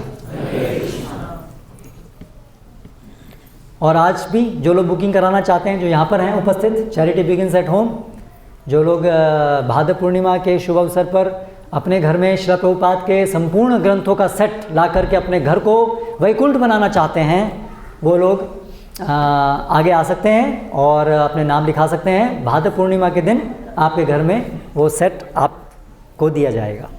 हरे कृष्णा। कोई प्रश्न, टिप्पणी? कितने लोगों के घर में श्रीमद् भागवतम सेट है? ओके। और नहीं है तो नहीं वाले भी कम से कम 15-20% लोग हैं जिनके घर में नहीं है। तो जिनके घर में भी अभी तक भागवतम सेट नहीं है, जो मैंने आज आपको बताया, उस पर विचार कीजिए और आज ही हो सके आज ही बुकिंग कराइए, और भाद्र पूर्णिमा के शुभ अवसर पर पूरा सेट लेके जाइए। भागवतम, चैतन्य एक ही साथ में पूरा सेट लेके जा सकते हैं, बहुत अच्छी बात है। यस, कुछ प्रश्न था किसी का? जी। बहुत सुंदर आप बता रहे थे, तो कलयुग को जैसे कि कला का युग है,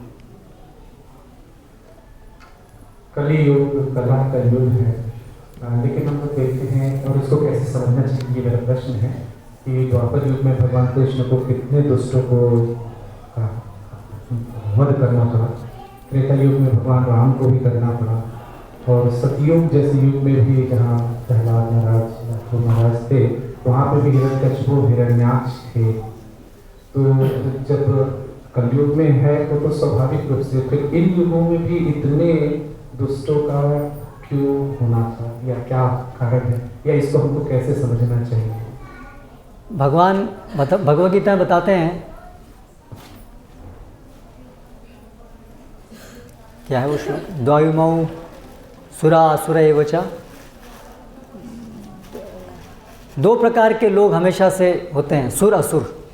तो सुर और असुर तो हर युग में है, लेकिन कलयुग में छोटे छोटे असुर सब हैं। पहले के युगों में बड़े बड़े असुर इक्का दुक्का होते थे, अभी सबके सब छोटे छोटे असुर हैं, ये अंतर है। इसलिए अभी उनको शरीर का वध करने से काम नहीं चलेगा, क्योंकि नहीं तो सबका वध करना पड़ेगा। इसीलिए चैतन्य महाप्रभु जो इस समय कलयुग में असुरों की आसुरी प्रवृत्ति का वध करते हैं, उनके संकीर्तन आंदोलन से, ये अंतर है पहले के युगों में और अभी के युगों में। असुर तो तब भी थे, अभी हैं, लेकिन अभी बहुतायत में, प्रायः सभी। ऐसा छोटा सा एक प्रश्न, तो भगवान भगवद गीता में जैसे बताते हैं तद्भाषते न सूर्यो न शशांको न तद्भासयते सूर्यो। हाँ, तो ये जब भगवान बताते हैं कि जो मेरे लोक में आ जाते हैं वो वापस नहीं आते। नहीं, ये श्लोक का वो ठीक है, आप सही कह रहे हैं। यद गत्वा न निवर्तन्ते तद धाम परमम मम, ये वाला श्लोक जी। तो हम लोग, और बताया जाता है कि जब हम भगवान से ईर्ष्या किए तब इस धरती पे हम आए। प्रश्न ये है कि भगवद गीता में बताया था कि जो मेरे धाम आता है उसको वापस नहीं आना पड़ता, लेकिन हम भी तो भगवान कृष्ण के धाम में थे, तो हम कैसे वापस आए? तो भगवद गीता में, शास्त्रों में, सभी जगह जो संदर्भ चल रहा है इसको लेकर के वो चल रहा है, जो देवी देवता की उपासना करते हैं और जो मेरी उपासना करते हैं, उन दोनों की गति में क्या अंतर होता है, ये संदर्भ चल रहा है। जो देवी देवताओं की उपासना करते हैं उनके विषय में भगवान बताते हैं, हाँ, क्या बताते हैं? नहीं, उससे पहले क्षीणे पुण्य मृत्य लोकम विशंति, हाँ, स्वर्गलोकम विशालम, बहुत स्वर्गलोक में उसका भोग करके, हाँ, जब उनके पुण्य खत्म हो जाते हैं तो वापस इस पृथ्वी पर जन्म लेते हैं। लेकिन इसके विपरीत जो मेरे धाम को आता है वो पुण्य कर्म फल के कारण मेरे धाम पे नहीं आता है। इसलिए ऐसा नहीं है कि कर्म फल खत्म होने पर उसको यहाँ आना पड़ेगा, ऐसी कोई व्यवस्था नहीं होगी। जैसे देवताओं के लोकों में जाने में व्यवस्था है, आना ही पड़ेगा, ऐसा भगवत धाम में नहीं है, व्यवस्था नहीं है, कोई ज़बरदस्ती आपको नहीं भेजेगा। लेकिन जीव की स्वतंत्र इच्छा शक्ति तो हमेशा है, हम उसका दुरुपयोग किए हैं। तो अभी हम दुरुपयोग किए एक बार, अभी उससे हम समझ लें कि ये दुरुपयोग था, दोबारा नहीं करेंगे, तो हमें दोबारा नहीं आना पड़ेगा, कोई हमें ज़बरदस्ती नहीं करेगा, ये तात्पर्य है। और कोई संदेह? माता जी का कोई प्रश्न?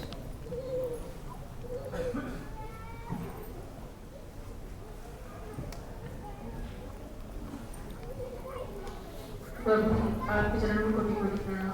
हरे कृष्ण। जैसे प्रभु जी, मैं किसी को बताती हूँ कि इस्कॉन जाना चाहिए मंदिर, तो वो लोग कहते हैं विदेशी है और वहाँ पर जो भी धर्म देते हैं, डोनेशन करते हैं, वो विदेश को जाता है। तो इस तरह से क्वेश्चन लोग आते भी हैं, कहते हैं कि हम जाना है, ठीक है, जाएंगे भगवान के पास, लेकिन डोनेशन नहीं देना चाहिए वहाँ पर, क्योंकि डोनेशन से वो पूरे विदेश में इसको सप्लाई किया जाता है। तो इस तरह से हाँ, तो हमारा जो ट्रस्ट है वो एक चैरिटेबल ट्रस्ट है और उसका ऑडिटिंग होता है ना, गवर्नमेंट ऑडिटिंग होता है, ठीक है।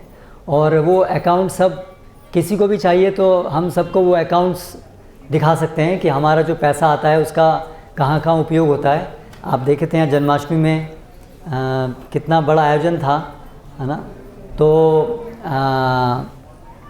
एक तो ये बात है कि हमारे पास तो यहाँ भोपाल से हमको इतना ज़्यादा पैसा नहीं मिलता कि हम यहाँ से जा कर के उसको बाहर भेजेंगे। यहाँ पर इतना बड़ा मंदिर का निर्माण हो रहा है, ये इतना बड़ा मंदिर बना है, तो ये एक केवल, हरे कृष्णा, केवल घर बैठकर ये कुछ भी बोल देना, किसी के ऊपर भी कीचड़ उछाल देना, कुछ भी बोल देना, ये बड़ा सरल चीज़ है ना, इसमें कुछ लगता नहीं है। प्रभु जी, इस टाइप के वीडियो भी व्हाट्सएप पे मतलब, तो आजकल तो न्यूज़ तो सब दे सकते हैं, आजकल तो सब न्यूज़ एजेंसी हो गई हैं सब, है ना, कुछ भी बोल सकता है कोई आदमी। तो ऐसे समय में तो बड़ा सरल है कुछ भी बोल देना, है ना। तो इसलिए क्या केवल व्हाट्सएप और मैसेज आने से जो लोग अगर वास्तव में वो गंभीर हैं तो उनको आना चाहिए। अगर उनके मन में संशय है तो आकर के देखें, हमसे पूछें, भाई हम दिखाइए आपका पैसा कहाँ कहाँ खर्च होता है, हमें संशय है, आइए हम उनको दिखाएंगे। जानना भी नहीं है फिर ये बहाने वाली बात है ना। केवल उनके मन में बस एक बहाना, हाँ देना नहीं है इसलिए एक बहाना है कि नहीं देना, यही तो आ जाता है। ठीक है।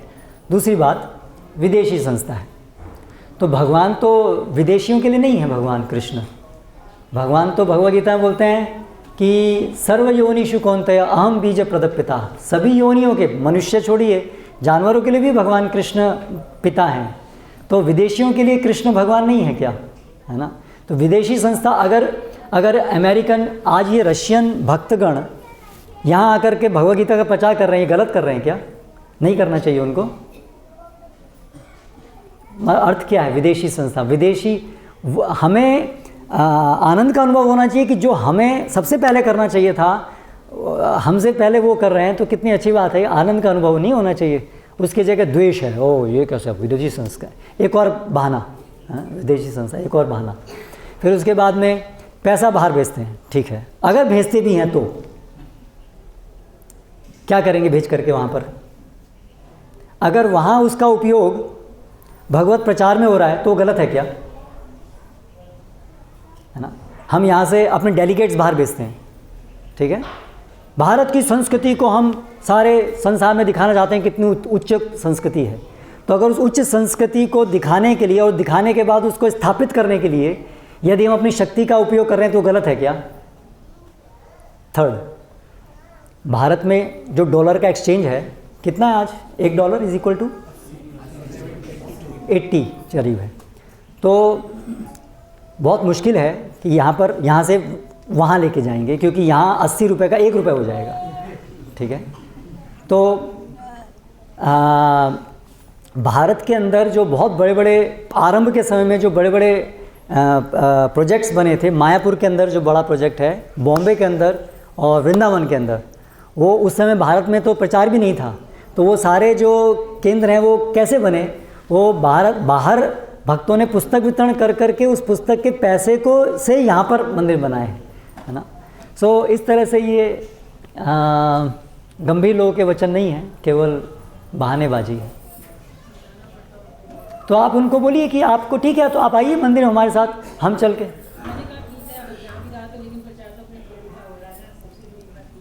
हाँ, वो तो करेंगे क्वेश्चन, तो आप उसका उत्तर दीजिए, आपको मौका मिल रहा है उत्तर देने का, अच्छा है प्रचार करने का। और कोई प्रश्न? हरे जी, अपने आज की कक्षा में एक उदाहरण दिया कि इससे जो भौतिक इंद्रियां और इंद्रिय विषय में जो सुख प्राप्त होते हैं, चपल सुख है, दुख एक प्रकार से वास्तविक सुख।